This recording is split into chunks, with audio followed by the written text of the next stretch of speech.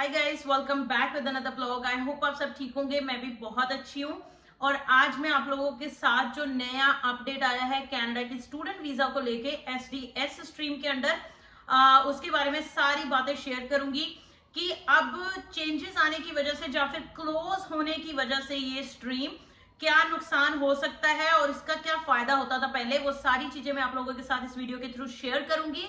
आप वीडियो के एंड तक बने रहिएगा, कोई भी पार्ट इसका स्किप मत कीजिएगा, नहीं तो आप बहुत ही इंपॉर्टेंट जानकारी जो है मिस कर दोगे। तो वीडियो को स्टार्ट करने से पहले मैं आपको रिक्वेस्ट करना चाहती हूँ, चैनल पे नए आए हो तो चैनल को सब्सक्राइब, वीडियो को लाइक एंड शेयर जरूर कर देना। अगर मेरे साथ अपॉइंटमेंट बुक करना चाहते हो, किसी चीज को लेके कोई डिस्कशन करना चाहते हो तो डेफिनेटली आप मेरे साथ अपॉइंटमेंट बुक कर सकते हो, जिसका लिंक आपको मेरे डिस्क्रिप्शन बॉक्स में मिल जाएगा और उसका लिंक आपको मेरी इंस्टाग्राम की बायो में भी मिल जाएगा। अब मैं आप लोगों का ज्यादा टाइम वेस्ट नहीं करूंगी, फटाफट से वीडियो के साथ आगे बढ़ते हैं। तो सबसे पहले तो मैं आपको थोड़ा सा बता देती हूँ कि किस चेंजेस के बारे में हम बात कर रहे हैं, कौन से चेंजेस ऐसे आए हैं जो मैं आप लोगों के साथ शेयर करने वाली हूँ।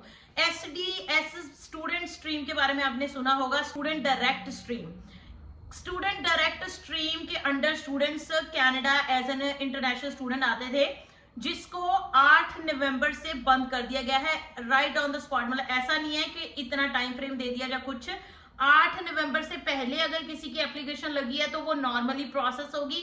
8 नवंबर के बाद जो भी कोई एप्लीकेशन स्टूडेंट वीजा की लगाना चाहता है वो एसडीएस के अंडर नहीं लगा पाएगा, यानी कि स्टूडेंट डायरेक्ट स्ट्रीम के अंडर नहीं लगा पाएगा।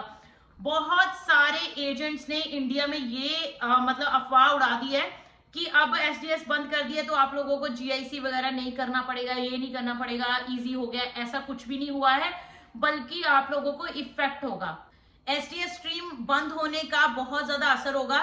एसडीएस स्ट्रीम के अंदर सबसे पहले जब शुरू ही हुआ था सिर्फ 3 कंट्रियां आती थी, उसके बाद धीरे धीरे उसमें कंट्रीज ऐड कर दी गई।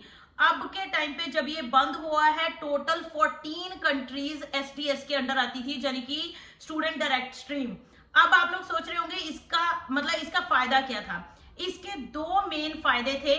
एक तो जो 14 कंट्रीज इस स्ट्रीम के अंडर आती थी उनके वीजा को प्रायोरिटी बेसिस पे देखा जाता था। मतलब फॉर एग्जांपल जो कंट्रीज इस 14 कंट्रीज में लिस्टेड नहीं थी, अगर उनमें से कोई अप्लाई कर रहा होता था तो उनको priority at the and the जाती थी। मतलब उनको बाद में चेक किया जाता था उनकी एप्लीकेशंस को। अगर इस कंट्रीज में, इन 14 कंट्रीज में से कोई अप्लाई करता था उनको पहले प्रायोरिटी दी जाती थी। और ये तो नंबर 1 इसका फायदा था कि इनको जो है प्रायोरिटी पहले मिलती थी। नंबर 2 पे था कि इनका प्रोसेसिंग टाइम बहुत कम था। मतलब वीजा का जो प्रोसेसिंग टाइम था 15-15, 20-20 दिन में भी वीजा आ जाता था, विद इन अ वीक में भी वीजा आ जाता था। बहुत कम प्रोसेसिंग टाइम था। कई लोगों का तो 3-4 दिन में ही वीजा आया है, मैंने खुद से देखा है। इनफैक्ट मेरा भी 2-3 दिन में ही वीजा आ गया था इंडिया में जब मैं स्टूडेंट आई थी, राइट। तो बहुत ही फास्ट प्रोसेसिंग था इसका। बाकी कंट्रीज की प्रोसेसिंग में बहुत ज्यादा टाइम लगता था और उनके पेपर वर्क वगैरह भी बहुत थॉरोली चेक किए जाते थे, बहुत डिटेल एंड डीप में चेक किए जाते थे। ये भी वैसे तो डीप एंड डिटेल में चेक किए जाते थे, बट नॉट उतना जितना कि बाकी कंट्रीज के लिए चेक किए जाते थे। तो ये तो इनका फायदे थे 2 कि एक तो प्रोसेसिंग टाइम कम था, एक इनका जो है प्रायोरिटी बेसिस पे इनको जो है चेक किया जाता था। अब बात कर लेते हैं कि इनका मतलब ये बंद करने से क्या नुकसान होगा। नुकसान तो आपको समझ में आ ही गया होगा। और दूसरा है कि अब जो है स्टूडेंट, ये 14 कंट्रीज के स्टूडेंट क्या वीजा लगा पाएंगे या नहीं लगा पाएंगे। अभी जैसे मैंने आपको बोला कि इसका नुकसान तो आपको पता चल ही गया है, राइट, कि ऑब्वियसली डिलेज होंगी, वीजाज में डिलेज आएंगी और उसके बाद प्रायोरिटी नहीं मिलेगी अब किसी को भी, ठीक है। क्योंकि आप लोगों को पता है कि सिर्फ 14 कंट्रीज से लोग नहीं आते कनाडा में। कनाडा में पढ़ने के लिए ऑल ओवर द वर्ल्ड से कहीं से लोग आते हैं, राइट। तो अब उन्होंने इसलिए ये किया है। ये क्यों हुआ है पहले मैं आपको ये बता देती हूँ। ये इसीलिए हुआ है क्योंकि पार्शियलिटी बेसिकली होती थी। पहले जो वीजा दिए जाते थे वो इस बेसिस पे दिए जाते थे कि इसने मतलब एसडीएस कैटेगरी में अप्लाई किया है या नॉन एसडीएस कैटेगरी में अप्लाई किया है।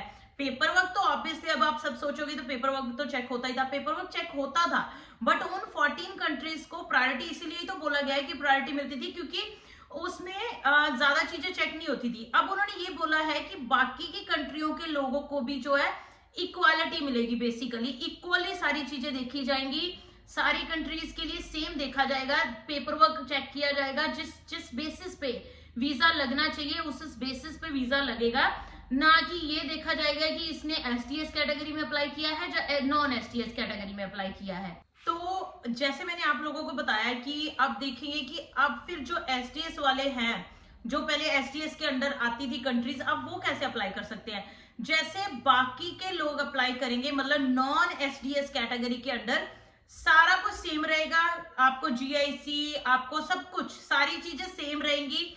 आइल्स की रिक्वायरमेंट, फीस की रिक्वायरमेंट, जीआईसी की रिक्वायरमेंट कोई नहीं हटाई है, जस्ट एक स्ट्रीम थी जो क्लोज कर दी है, जिसमें कुछ कंट्रीज को मेंशन किया था ताकि ये कंट्रीज की, मतलब कुछ कंट्रीज को प्रायोरिटी दी थी बेसिकली, विच इज होना नहीं चाहिए था मेरे अकॉर्डिंगली, क्योंकि सारी कंट्रीज को इक्वालिटी से ही जज किया जाना चाहिए, क्योंकि कनाडा बेसिकली इमिग्रेंट्स की कंट्री है, राइट। तो अलग अलग कंट्रीज से इमिग्रेंट्स आएंगे तभी तो मतलब यहाँ पे डिवर्सिफिकेशन होगी, ना कि पर्पसली किसी एक कंट्री से या फिर उन 14 कंट्रीज से, राइट। तो अब वो चीज खत्म हो जाएगी। फिर मुझे लगता है डाइवर्सिफिकेशन की वजह से भी ये हो सकता है कि एक तरह मतलब डिवर्सिफिकेशन होगी। तो ये सारी चीजों को देखते ही मतलब ये सारी चीजें हुई हैं। अब जैसे मैंने बताया कि इसमें बाकी सब सेम तरीके से अप्लाई कर सकते हैं, जैसे कि मैंने बोला कि नॉन एसटीएस कैटेगरी में सारे अप्लाई करेंगे। उससे नुकसान एक और हो सकता है, क्योंकि बहुत ज्यादा एप्लीकेशंस जो है वो पाइल्ड अप हो जाएंगी, सारी की सारी एप्लीकेशंस नॉन एसटीएस में लगेंगी। और पहले तो एसटीएस और नॉन एसटीएस दो कैटेगरीज में बढ़ जाती थी, तो हो सकता है कि एसटीएस वाली एप्लीकेशंस कोई और देखता था, नॉन एसटीएस वाली कोई और देखता था। अब जब सब एक हो गई है तो मतलब बहुत ज्यादा एप्लीकेशन का वॉल्यूम भी बढ़ जाएगा, जिसकी वजह से और भी डिलेज जो है आपको फेस करनी पड़ सकती है। बट जो भी स्टूडेंट, जो कंट्रीज नॉन एसटीएस में आती थी, उनका फायदा हुआ है, क्योंकि उनके लिए तो ये अच्छी चीज ही है कि उनके साथ अब पार्शियलिटी नहीं होगी, मतलब सारी चीजें एक ही साथ जो है प्रोसेस होंगी। तो ये थे मतलब चीजें। बाकी मुझे लगता है शायद मैंने मोस्टली सारा कवर कर दिया है। अगर आप लोगों को लगता है कि कुछ बच गया होगा, जो आप लोगों के माइंड में क्वेश्चन चल रहे हैं, तो definitely do comment below and I will be more than happy to answer any question. कई बार कमेंट के मैसेज मतलब कमेंट के रिप्लाई नहीं कर पाती हूँ, तो आप मुझे इंस्टाग्राम पे मैसेज भी कर सकते हो। With that all, thank you so much guys for watching this video. I hope आज की वीडियो अच्छी लगी होगी। अच्छी लगी है तो वीडियो को लाइक एंड शेयर जरूर कर देना। चैनल पे नए आए हो तो सब्सक्राइब के बिना मत जाइएगा। Bye bye, take care. मिलते हैं अगले ब्लॉग में अगली वीडियो के साथ। Bye bye.